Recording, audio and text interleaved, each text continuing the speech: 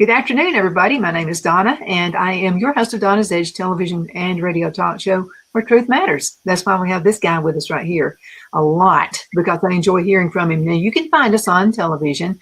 That's Abundance Television, found on Roku, Apple TV, and Amazon Fire. And don't forget the podcast on thenewscasters.com. And on the good old radio, we got the largest country giant right here in South Carolina, WZLA 92.9 FM. You can find us there as well. Continue with the social media sites. We'll continue doing Facebook until they cut me off again.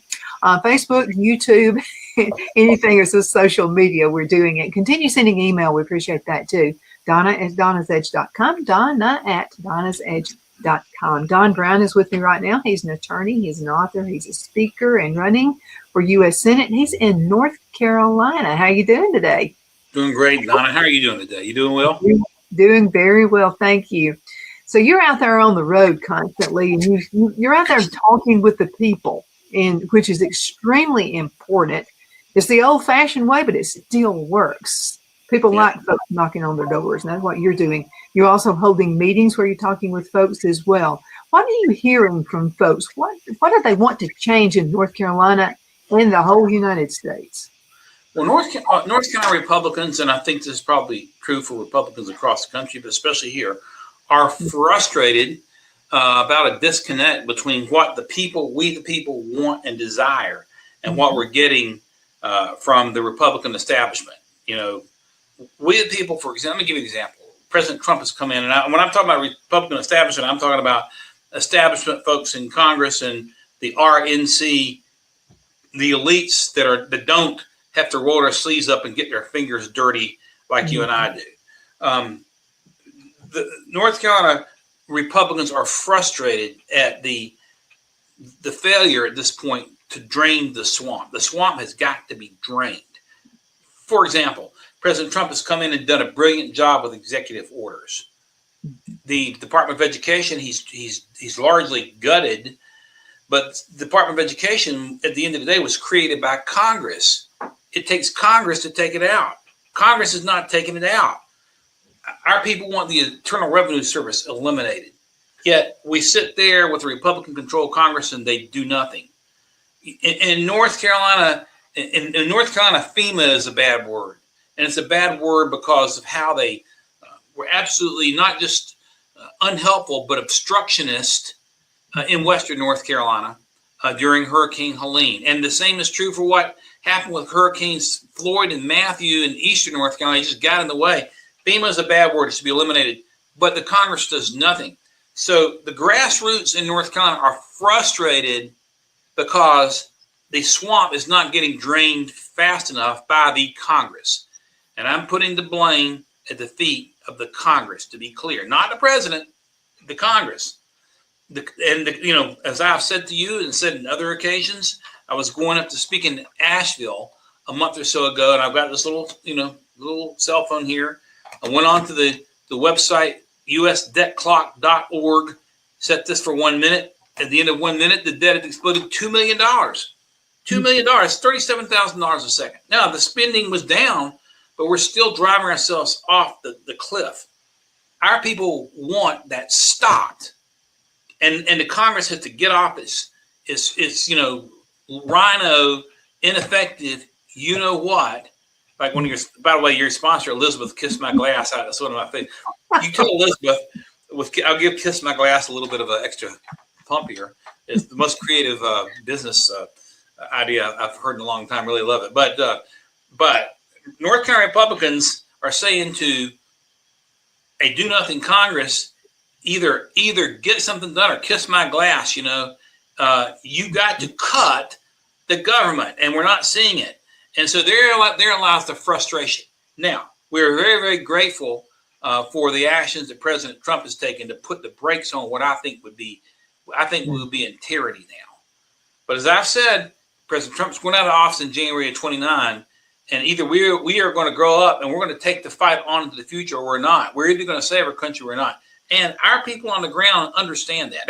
There's some rhinos that will vote for one of my opponents because somebody else said so, and are content to hold their head down and keep kicking the can down the road. I'm not content to keep kicking the can down the road.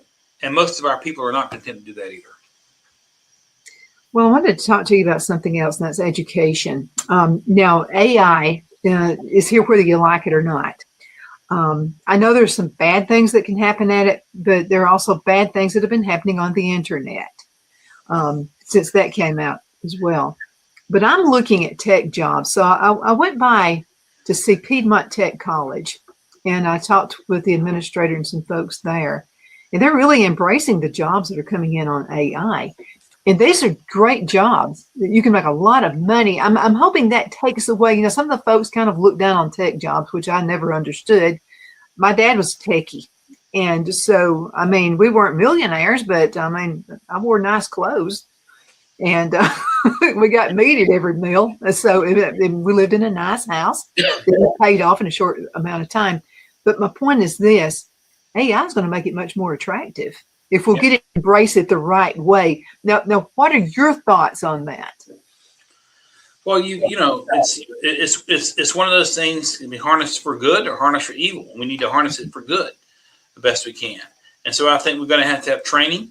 I think when you look at the different types of AI platforms that are out there, whether it's Chat GBT or Grok, or there's another one called 11, I can't remember what it's, but that's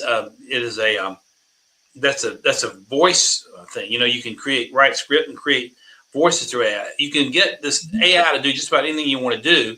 And I think that we need to be embracing it at the technical college level and even in the high school level at this point, to start introducing kids into the different areas. It is the next explosive area of technology. And you got to have the technological edge in order to have an edge to continue for as a country to have the edge as an economic superpower. So I think it's a no-brainer, and I think young folks that get into computer technology are serving themselves very well. I joke around, the thing I know about a computer is where to mash. You and I say we mash the button to start a computer, but no, we even in our law office we use AI, to help edit. In other words, we'll write something and we'll say clean, help us find. We don't have it write our stuff for us, but we use it as an editor, as an extra editing tool, to help clean up, typos and things of this nature. And that's just one little small example of how it can be helpful, and it can be helpful in many, many ways. So I think we got to get out at the tip of the spear on this, and it needs to be at the tip of the spear in our educational planning. And again, I'm a big fan of community colleges and technical training in high schools. I think we got to rethink what we're doing, and I think we got to make it cool to go to community college. It should be cooler to go to the community college than go to a liberal arts university. And AI can be the one type of topic, ironically, that can help lead the charge there if we play it the right way. Yeah, I think so too. I just, I'm just looking at the kids around here who have embraced it. We had some electrical guys come out, young guys, driving new trucks. And one even told me that, he said, all my buddies in high school went to college. They're all in debt. And he said, I'm the only one when we all get together and go out to eat that can buy a steak. The rest of them are having to, get the specials, because they pay down that college debt. That's because they bought it. The rest of them and us, and not just them, but have bought into an antiquated way of thinking. Hey, I got to go to Duke. I got to go to UNC Chapel Hill. I got to go to Wake Forest or wherever it might be. Where there's even public universities, you run up huge amounts of debt. And unless you are in some type of profession that's going to help you attack that debt, and most majors, the University of South Carolina, Columbia, University of North Carolina, Chapel Hill, most majors are not conducive to that. What are you going to do with the history of French literature, that type of major, or sociology degree, or psychology? These liberal arts degrees, nothing wrong with studying liberal arts, but translating, history of French literature into being able to find a job to make the money to pay back the debt, it like the robot said on Lost in Space, it does not compute. So I think we've got to make it cool for community colleges with technical options to become the top option in many cases. And we need it as a country. We need people that can make things and build things and repair things. And you know how hard it is after COVID. it seemed like things got harder and harder and harder just to get somebody to come out. People don't know how to do stuff. And so it's got to be the wave of the future. And AI is a good tip of the spear point to lead us in that direction. Well, you'll love hearing this. So I was at one of the meetings at Piedmont Tech College, and I actually was through the Chamber of Commerce, and I got to meet one of the instructors. And he even stood up and told everybody, he said, I'm one of those morons who got the, I think he said French literature degree. He said, I'm one of those morons who did that. And he said, now I'm an instructor here making more money than I would ever make with the degree I have. Right. And so I'm happy to promote tech school. No, and I have a political science degree, which is worth the paper it's written on.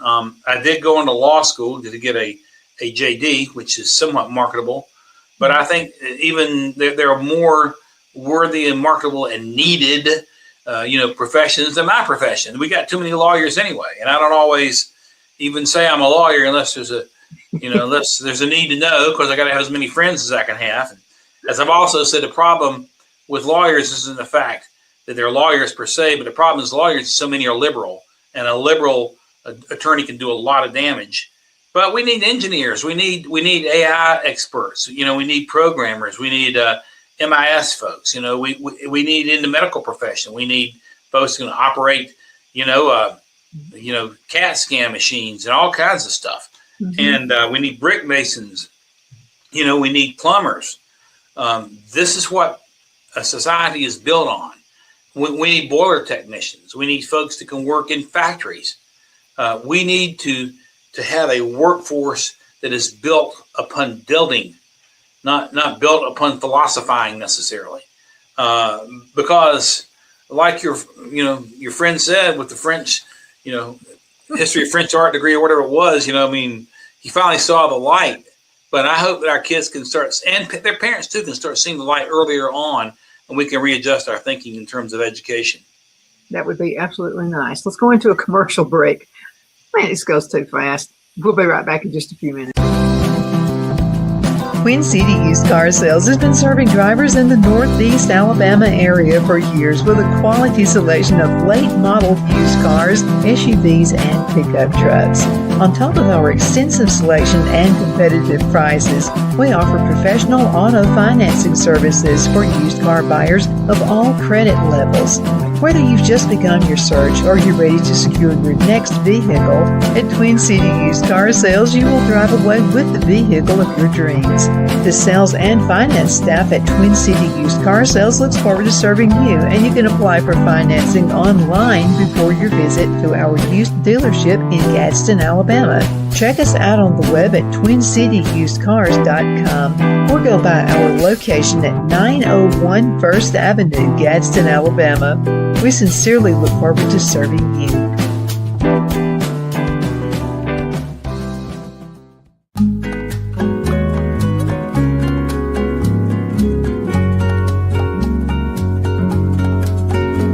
At Lamone's Mexican Restaurant, located in Henniger, Alabama, and voted Best Mexican Restaurant of DeKalb County, Alabama 2020, we're here to serve you with authentic Mexican cuisine. Order easily online by going to lamonsmex.com or call 256-657-3999 to place your order.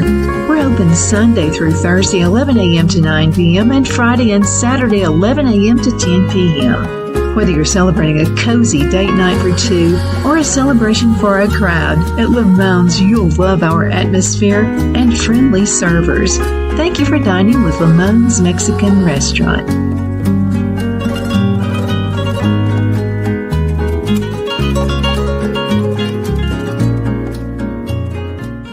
At Liberty Bank, we're all about community. Whether it's to help with a charity fundraiser or help families in need, toys at Christmas, or a local football team, we're here for you. You see, we realize the importance of family. Sometimes it's to build a new home or necessary home repairs. We're here for you. If you like the feel of a small town bank with all the conveniences of a big city bank, we're here to serve you. You will find us at any of our convenient locations in DeKalb, Marshall, Etowah, and Blount counties in North Alabama. You can call and speak with any of our friendly staff at 256-659-2175 or check us out on the web at libertybankal.com. And thank you for your support of our community.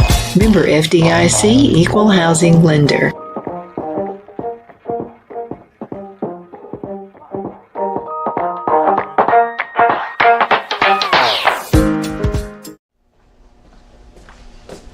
Are you ready? We all wonder what tomorrow will bring, but the future lays itself at the feet of the prepared and surrenders to the will of the persistent. It's not easy, but today shapes you so you can shape tomorrow. With Northeast Alabama Community College, when the future asks if you're ready, you can answer. Yes. Begin your future at Northeast Alabama Community College.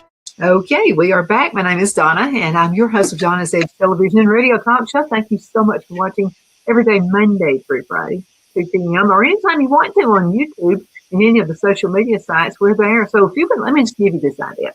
You've really got to check Don Brown out. So what you can do, go up into the search part, the search engine. Now on my computer, it's in the upper left-hand side. I'm not sure where yours would be. But anyway, it's all computers are different anyway. So if you would like to see some of the past programs with Don, you can see that he was this way before he even thought about running for office. So this, it's nothing new with him. So if you go and just type in Donna Thiesel, Don Brown, just type in those 4 right there, you'll be able to pull up every show we've ever done. And it's been several years of them. So anyway, if you're wondering now, is he this way all the time? Is he always? Yeah, he's always been this way. Absolutely. So go ahead and check him out. If you're looking for a true patriot to help you in North Carolina and beyond, it's got to be Don Brown. Don, how can folks find you on the internet? Our website is at brown4nc.com, Brown, B-R-O-W-N, and then 4, F-O-R, not the number, but the word brown4nc.com. All you got to do is go there. You can read about all our platforms. You can get to some of our media interviews, maybe even some of these, and you can click the donate button, just one little click, and we need all the help we can get as we go into the last 60-some days before the March 3rd primary. It's coming up really, really fast with early voting starting February 12th. We're running against a moneyed machine. The RNC and the establishment Republicans have a different idea. They don't want someone calling them out for running up the national debt, which is what I've been doing, and will continue to do that. So they're trying to, steer the election in a different direction, but we're gonna rise up and want to show them that we the people are still in control of this state and this country. So go to brown4nc.com. Let us hear from you. Help us out a bit. Help and volunteer. We need folks not just in North Carolina. We need a lot of folks on the ground in North Carolina, but also in other states as well. We need social media coordinators and folks to help us with all kinds of things. We've gotten lots and lots and lots of support from like-minded patriots are in all over the country, and we welcome that support as well. Absolutely. You got a lot of folks pulling for you. I'm talking about notable folks. You want to talk about some of those? Well, we've got, we have had some significant endorsements. Mm-hmm. I'll start with Lieutenant General Mike Flynn, the 24th National Security Advisor of the United States, has endorsed us twice this year. He endorsed us before Tillis dropped out. After Tillis dropped out and Watley came in, General Flynn endorsed us again and gave us a nice video. We appreciate that. General Jerry Boykin, who I was with last night, former Delta Force commander, a great American hero, commanded American troops at Mogadishu. You saw Black Hawk Down. He was the officer to whom Noriega surrendered, has taken bullets for his country, has endorsed us, Delta Force commander. Lieutenant Colonel Allen West, great patriot, former congressman, has endorsed us. I kind of joke around, I'm a Navy guy, but my 3 biggest military endorsements are Army officers. And of course, my son's in the Army. My dad was in the Army. We love the Army. Sidney Powell has endorsed us, the great patriot attorney, Sidney Powell, who I work with very closely to try to battle a lot of the 2020 election shenanigans, has endorsed us. And then we have a former Lieutenant Governor of North Carolina, Mark Robinson has endorsed us. And then we have a number of grassroots organizations that I'm proud of. North Carolina Patriot Alliance has endorsed us. You just go right down the list. The Conservative Coalition North Carolina has endorsed us. Franklin County Patriots is coming out with an endorsement. Act Right USA has endorsed us. Freedom First Foundation has endorsed this great Second Amendment group, and we have more grassroots endorsements than any other candidate. They have big money endorsements. We have grassroots endorsements, and this election is about we the people versus they the establishment, and it's very, very clear in our endorsements. We're the people lining up. We just got to get our message out to enough folks. If we can get our message out to enough folks, we will win this race. Absolutely. And, grassroots is just the way it is. And so, I'm grassroots, and you need to talk plain with me, because I'm just telling you, I don't get it any other way. That's why I really like Donald Trump. And I want to mention this about Rob Reiner and what he said when Rob Reiner was murdered by his son. But we're forgetting that, aren't we? That his son murdered him. Okay. So when President Trump had a response, I didn't get offended because I understand what he was saying. What Trump was saying was this, is, okay, you're into all of this, his kid was confused about his sexuality. He was going through, the hormone changes and all those things. So you were okay with that. And so then you're also okay with abortion. You're okay with all these weird things. The way I read Trump's, what he said was, okay, if you're not raising your kids the right way, you're teaching them it's okay for murder. It's okay for all these crazy things. This is just like a normal thing in a life. It's all normal. Why would you be surprised your kid would murder you? Well, the other thing, Donna, that people forget is that Rob Reiner made some very vicious comments after the assassination attempt, saying he wished that the assassin had moved the gun over a little bit more, wishing that the president had been assassinated, making public comments, some of the most vicious and inexcusable comments you could possibly imagine. And that should not be forgotten. You don't like to see anybody get killed or anything like that, but the facts are the facts. He was one of those radicals that was wishing that whoever it was that shot President Trump, and I still don't believe we got a full explanation on that, wishing that the assassin had been successful. And people ought not to forget that when they consider the president's response. Rob Reiner's callous indifference and actually encouraging assassination and attempts or what should be the headline. That should be the headline here. You most certainly should. And another thing should be the headline is the hand that rocks the cradle. There you're promoting all that stuff, then your kid kills you. It wouldn't be a shock to anybody. Right, yeah, right. Exactly. But the guy needs help. And this is what I put on a platform. I got ridiculed from the left and a few rhinos. So what I put on there was, it's the hand that rocks the cradle. I'm sorry. That's just the way it is. And so, he was promoting that. So why should you be shocked when your kid kills you? Well, they get into, as I've said many times, we're battling the forces of evil and the forces of mathematics, and a lot of this evil stuff is just really weird, unnatural, sinful type of thinking that the left pushes.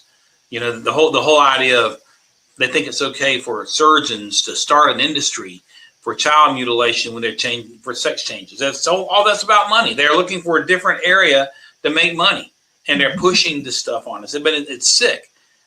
This whole name change thing, sex thing, change thing, men and girls' locker rooms thing. That's just a bunch of evil Sodom and Gomorrah like thinking, and it's something that we need to continue to call out. But when you engage in this type of foolishness, you're gonna reap what you sow to a large degree. Oh, absolutely, you are. Okay, let's talk about this. Under your leadership, what are the first three things you're going to do? Well, there are three pillars. There are many issues to be concerned about: deregulation, attacking woke, educational priorities. But the three pillars of what we're running on, number one, is the national debt, because the national debt is exploding right now at $37,000 a second. It continues to grow. At least that's what it was a month or so ago. It was growing under the Democrats. It's still growing under Republicans. And the danger there is if we lose the dollar as the international currency of trade, they're going to replace it this BRICS group is trying to destabilize the dollar now, but the dollar will be replaced if we lose it with a central bank digital currency. And that means that you don't get anything, Donna. You don't earn anything. You get no money unless the central banks give you a digit. And the World Economic Forum is already talking about microchip insertion. It is an emergency. So I'm running on what I call a Deep State Reduction Act. I'm going to propose that in this Congress. What would that mean? That would mean a reduction of 2/3 of all federal employees over 10 years, which should not be that hard because you can retire a lot of them out and applying the savings to the national debt. A reduction of 2/3, at least 2/3 of all federal agencies.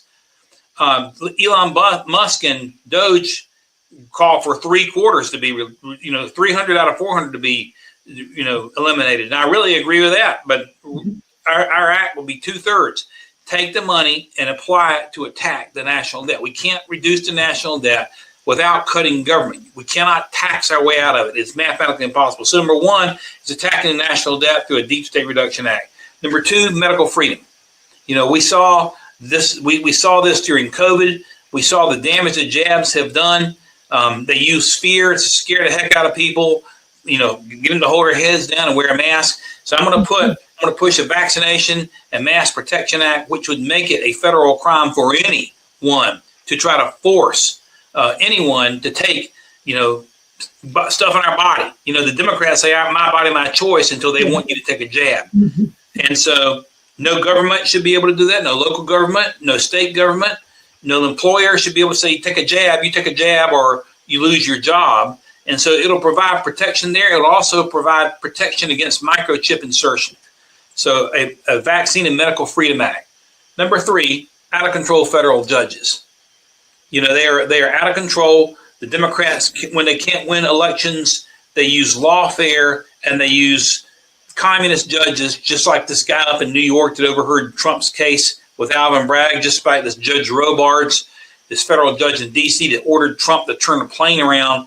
Just like the judges, I said Robards, I meant Boasberg. Robards is the guy in Washington State who in 2017, declared Trump's travel ban to be unconstitutional. These out of control federal judges must be reined in. They can be reined in by the Congress. So the three are attacking the national debt through a Deep State Reduction Act, standing for medical freedom through Vaccination and Mass Protection Acts to also include protection against microchip insertion, and what I call a Judicial Separation of Powers Act, or reining federal judges who are stepping out of their boundary. Those are the three we're running on. We talk about a lot of other things, but those are the big three that I'm going to push in the United States Senate from day one, along with many other issues as well that are designed to deregulate and to destabilize the overreach of governmental power and to return power to the states and the people. Absolutely. Guys, we got a call of the day. Thank you, Don, so much for being on the show with me. Vote Don Brown. That's what you got to do. Thank you again so much for watching. We'll see you next time. Thank you, Donna. Because of your overwhelming support, our 1488 MyPillow has been one of the biggest sales in MyPillow history. I couldn't think of a better way to say thank you than to extend our wholesale pricing through Christmas. Get a classic standard MyPillow for only $14.88. Upgrade to a queen size, just $18.88. King size, only $1 more. Get my body pillows for only $29.88. And ready? Multi-use MyPillows, only $9.88. It's perfect time to stock up for Christmas gifts for everyone on your list. Go to MyPillow.com or call the number on your screen. Use your promo code to take advantage of our wholesale pricing, including my classic standard MyPillows, only $14.88. But that's not all. I'm so confident you're going to love our classic MyPillows that I'm going to extend my 60-day money-back guarantee until March 1st, 2025. Plus, orders over $75 ship absolutely free.